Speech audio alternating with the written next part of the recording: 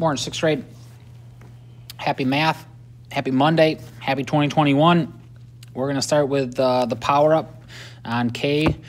I'm going to read through the answers. Hopefully you're done with that quiz on that backside and feeling good about it. Remember, when I read the answers for the square roots and stuff, if you and I disagree on anyone, you circle the one. I've been in the habit of getting one or two wrong to see if you're following along and writing the correct answer down. I'll read across. It would go like this. 10, 4, 9, 2, 12. Next row, 8, 7, 5, 3, 6. Doing the opposite now, 64, 25, 9, 144, 100. Final row, 49, 6, 27, 1,000, 125. Okay, cruising to the mental math section as we work our way through this. I take letter A, I multiplied, I got $10. B, I slid the decimal to the right once, 127.5 or 5/10. C, we're gonna start working algebra. Always do the opposite. So I get rid of -5 from both sides. So when I'm -5 on the left, it's gone. I'm -5 on the right, I'm down to 70. I divide by 2 on the left, it's gone. I divide by 2 on the right, I get 35. So my answer is 35. 2 times 35 is 70, plus 5 is 75. So guys, I think that's the first time we had algebra stuck in here for us. We just got to make sure we keep doing those things for it. Okay, convert 35 centimeters to millimeters times 10 adds a 0, 350 millimeters. Half times a half, 1 times 1 is 1, 2 times 2 is 4, is 1/4. Divide by 5 is 9, times 3 is 27. How many different meals can you make from 2 types of meat, 4 types of vegetables, and 2 types of bread? That's permutation. I just multiply them together. 2 times 4 is 8, times 2 again is 16. And last but not least, 10 times 6 is 60, plus 4 is 64, square root it is 8, times 3, 24, double 48, plus 1, 49, square root 7, times 8, 56, minus 1, 55. Divide by 5 is 11, square it, 121. Problem solving reads like this. Colby has 2 number cubes. One is a standard number cube that's numbered 1 through 6. The other one is numbered 7 through 12. If Colby rolls the 2 number cubes together, what are the totals possible? Well, guys, he could roll a 1 and a 7, a 1 and an 8, a 1 and a 9, a 1 and a 10, a 1 and an 11, and a 1 and a 12. So the smallest number he could get is right here. A 1 and a 7 is 8. Now 12 is the biggest number on the one cube, 6 is the biggest number on the other cube, and 6 plus 12 is 18. So he could roll, question number 1, what are the total possibles? He could roll anything from an 8 to an 18. Question number 2 says, which total is most likely? Well, to do that one, guys, I went to my yellow folder. And my yellow folder has 2 normal number cubes. And I can see that you can roll anywhere from a 2 to a 12. So if I take 2 divided by 12, 12 minus 2 is 10. I divide that by 2 to get my average, 5. Add 5 to that, and guys, you get that number, which is 7. 7 is the most common number you can roll. You can see I can do that 1, 2, 3, 4, 5, 6 different ways. Everything else is less than that. 8s are 5, 6 are 5, 4, 4, 3, 3, 2, 2, 1, 1. So I'm going to do the same thing back with what I'm working on. I have 8 to 18. That's still 10. Divide by 2 is still 5, so I'm going to add 5 to that, and I'm going to get an answer of 13. 13 would be the most common number I could roll. So those of you who like to play dice and say, hey, what number am I going to get? Always pick 7. That's your best mathematical choice for it. Okay. We're cruising on today. Today we're talking about rate word problems. We're going to get a lot of word problems this week to get us launched as we start moving forward. So you can follow along on the video now or in your book, whatever you want. It says, in this lesson, we'll use proportions to solve ratio word problems. Consider the following ratio word problem. The ratio of parrots to macaws at a bird sanctuary was 3 to 5. If there were 45 parrots, how many macaws are there? In this problem, there are 2 kinds of numbers, ratio numbers and actual numbers. The ratio number is 3 to 5. The number 45 is the actual number of parrots. We will arrange these numbers into columns that are a 2 by 2. So guys, this is the key. Can you draw a 2 by 2 box to form a ratio box? Practicing the use of ratios now will pay dividends in later lessons as we make this a little bit more complex. Turning the page. We were not given the actual number of macaws, so we used M to stand for the number of macaws. The number in the ratio box can be used to write the proportion. By solving the proportion, we find the actual number of macaws. So they make this into proportion. 3 to 5 is the same as 45 into how many? They cross-multiplied. 5 times 45 was this 225 there. They divided it by the 3 and got your answer of 75. Okay, so they solve through cross multiplication. It's what I wrote into your yellow folder. The other way you can do that is maybe you can see this. How'd I get from 3 to 45? Times 15. Times 15 on the top, times 15 on the bottom, and you have it solved. Okay, now guys, you've been doing proportions for a long time. That's why they give you one example and that's it. The only thing you have to do today is be able to set up this ratio box. So example 1 and only 1. It says in the auditorium the ratio of boys to girls was 5 to 4. So I got to get in this habit of drawing ratio boxes 2 by 2. Ratios of boys to girls was 5 to 4. I like to write an R on the top and an A on the top. Ratio to actual. If there were 200 girls, how many boys were there? Well, I'm going to say 5 times 200 is 1,000. Divided by 4 is 250. You might have said 4 times 50 is 200, so 5 times 50 is 250. Okay, now guys, I'm just going to give you a few helpful check mechanisms. A few helpful check mechanisms is this: bigger number, smaller number. It needs to be bigger number and smaller number. The second thing your book is going to do to you is this. I set it up wrong. I did 5 to 4 is 200 up here for the boys. Lots of times they give you numbers, guys, that'll still work in here evenly. In other words, they didn't give me a 7 here because I'd say, oh, 7 doesn't go into 200 evenly. They gave me a 5, so it goes in there 40 times and I get a 160. Now the math worked out, but that's why this check doesn't help. 5, bigger, smaller, bigger, smaller. Okay, so guys, you have to be careful because it's hard to find that if I switch it around and it goes in there evenly. So this one was wrong because I didn't give the 200 to the girls, I gave it to the boys. Now, so often, guys, we don't take the time to write this whole box, and especially this. Get in that habit of making sure it's labeled so that you have it set up the right way. Okay, obviously at the bottom of that page, guys, you have examples A through D.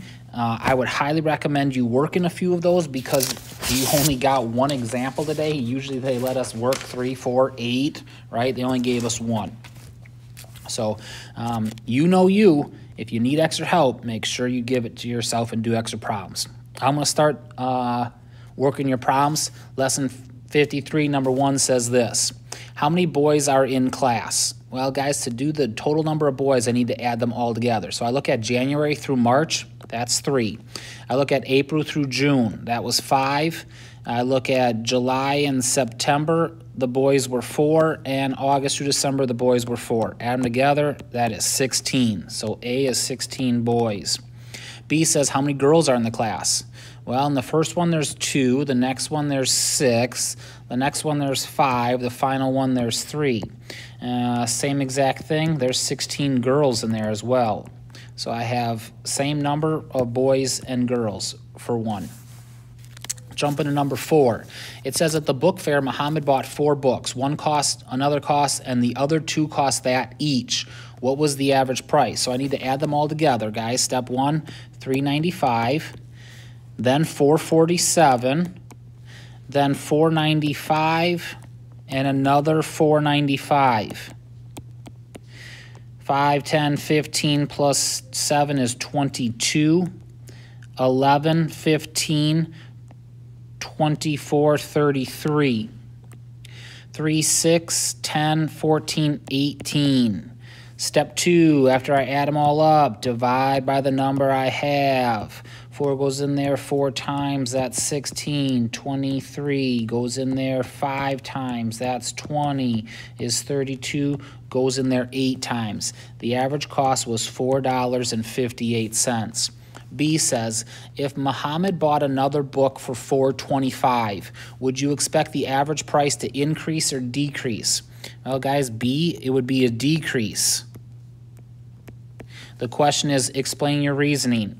It is less than my average.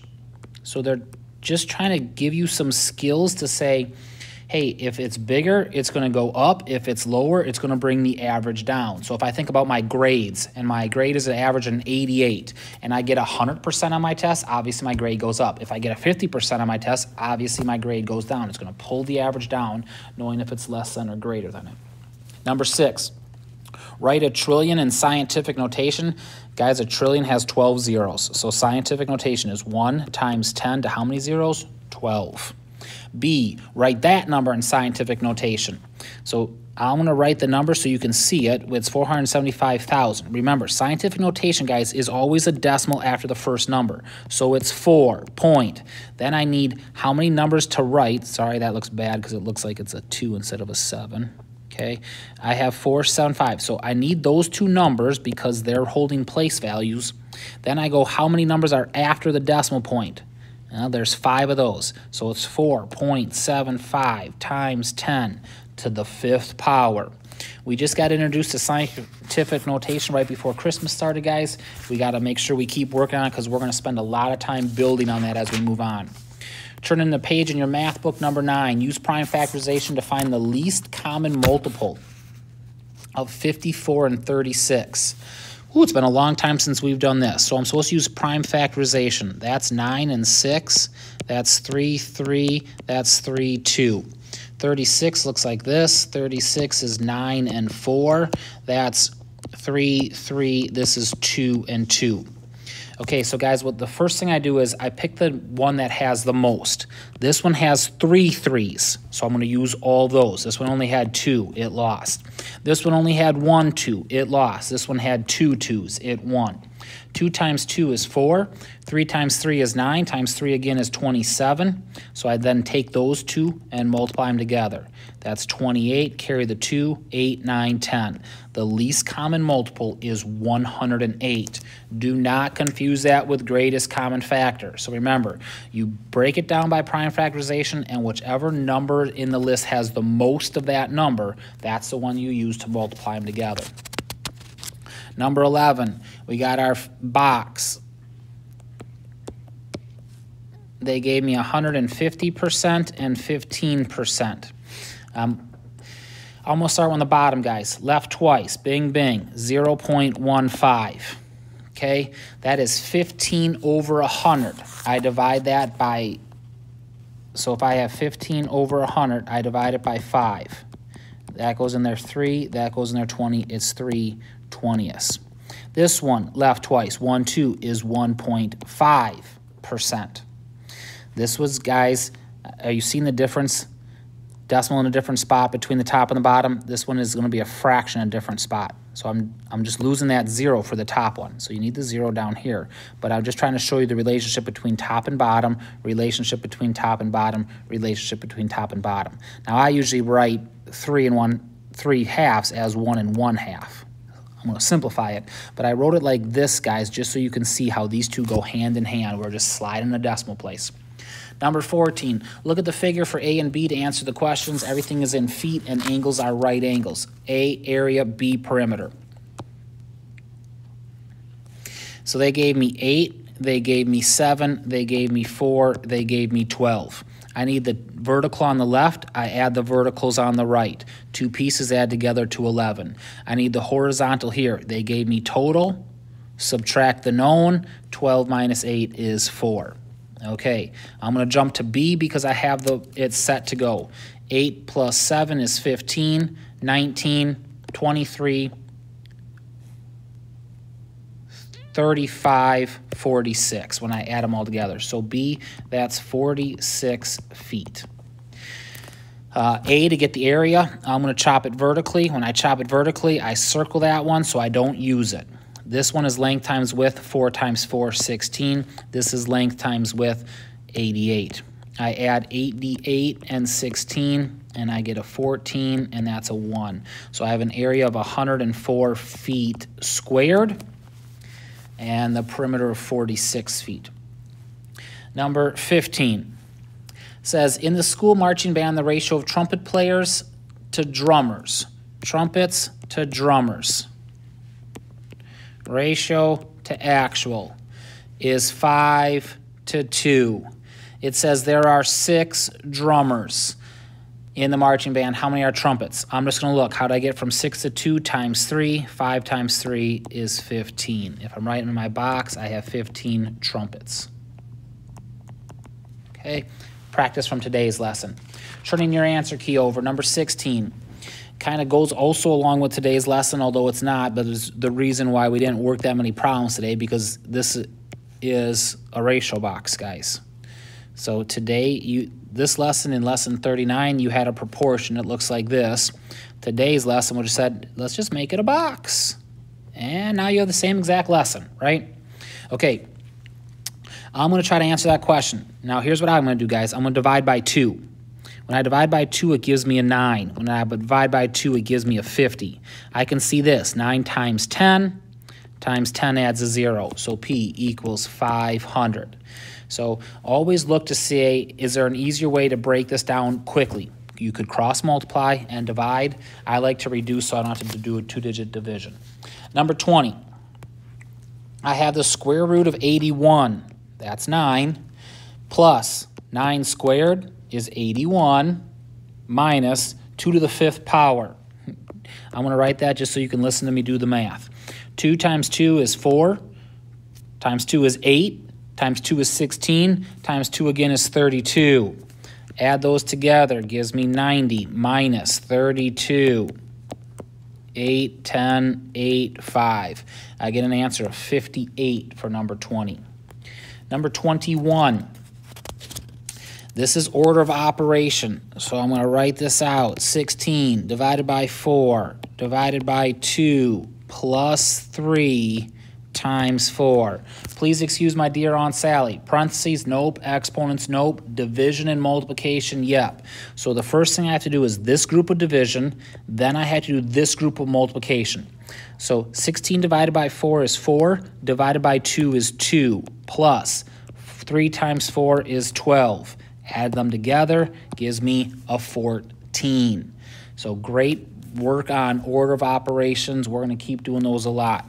22, I have 3 yards, 1 foot, 7 1/2 inches. Why not? Plus 2 feet plus 6 1/2 inches. So they just made these problems one step harder, guys, by adding the fractions. Half plus a half is a whole. That whole goes up here. 1 plus 7 is 8, plus 6 is 14. 1 plus 2 is 3, and 3. Now let's simplify. How many inches in a foot? 12. So I divide by 12. That goes in there once, and I have 2 left over. This goes 1 plus here is up to 4. There are 3 feet in a yard, so I divide. 3 goes into 4 one time. I have 1 left over. And 1 plus 3 is 4. So my final answer is 4 yards, 1 foot, 2 inches. So here's the addition we had today, guys. After doing those problems a number of times, they made it one step harder by adding fractions. 24, you have parentheses of 1 1/2, 8 3/5, 1 1/2, and 3 1/5. You're multiplying those, and then you're going to subtract it from your answer. So improper, multiply and add. 3, multiply, add. Multiply 16 over 5. Simplify. Divide by 2 is 1. Divide by 2 is 8. Add together is 24 over 5. Okay. I'm going to switch that back by dividing, guys. 5 goes into 24 4 times. That's a 20. 24 minus 4 is 4 4/5. Now I'm over here with my 4 4/5 answer. Doing the subtraction, I can't. I cross it out. I get a 7. I'm bringing over 5/5. 3 plus 5 is 8. Minus 4 is 4. The 5 stay the same. 7 minus 4 is 3. And I have an answer of 3 4/5. Number 27 says, find the value of AB over BC. So I have AB, 6 times 0.9 being divided by B is 0.9 times 5. So 6 times 5 is 54, guys. But there's one decimal point, so there's one decimal point. And 9 times 5 is 45, but there's one decimal point, so there's one decimal point. Okay, now I have to do this division. Top in, bottom out. Slide once, move it up. How many times is 45 going to 54? One time, that's 45. That's 14, that's a 9. Add a decimal point, add a 0. How many times is 45 going to 90? 2 times. That's a 90, and I'm done. My answer is 1 2/10. So practicing everything with those divisions. 28. Peterson needed to pack 1,000 eggs into flats that held 2.5 dozen. How many flats could he fill? Step 1, I need to do 2.5. A dozen means 12. 2 times 2 is 4, plus 1 is 5 over 2 times 12 over 1. Cancel is 6. 5 times 6 is 30. Step 2, I'm going to take my 1,000. I'm going to divide it by 30 eggs per flat. Chop off a 0. Chop off a 0. 3 goes into 10. 3 times, that's a 9. Subtract, I got a 10. Goes in there 3 times, that's a 9. Gives me a 1. I'm done. It said how many could he fill? There will be 33 flats is what we're calling those. He's only filling them 33. Guys, I don't care about that. They didn't ask me how many I needed. Number 30. Working all these angles. So I have a big line, I have a triangle, and I have this thing going on, and they told me this is 130. They told me this was 60 and this was 60. They said, can you please figure out this one? Can you please figure out this one? Can you please figure out this one? And this is a right angle. So guys, what they did very nice for us is they worked it the way we need to work it, which you have to start here and work backwards. You had to start here and work backwards through your triangle. Straight lines are supplementary. They add up to 180. So I do 180 minus 130 and get an answer of 50. So A equals 50 degrees. I take this 50, I add it to my right angle. 50 plus 90 equals 140 degrees. Triangles still add up to 180. So I take my 180, I subtract the 2 angles that add up to 140. It gives me a 40 degrees. So B is a 40 here. B is a 40 degrees. Now, these 3 angles right here, guys, all add up to 180. It forms a straight line. This one's inside a triangle, so 60 plus 60 is 120. 180 minus 120 is another 60. So this guy down here is 60. So now I take 60 plus 40. That's 100. I take my straight line of 100, and I'm sorry I wrote a divide instead of a subtract. Okay, so I have 180 minus 100 and get an 80 degrees. So C equals 80 degrees. Guys, that's a step up too than what we're used to as far as having to put 2 together to get that last one. So triangles 180, straight line 180. Just always remember this shape. They're constantly working triangles and supplementary.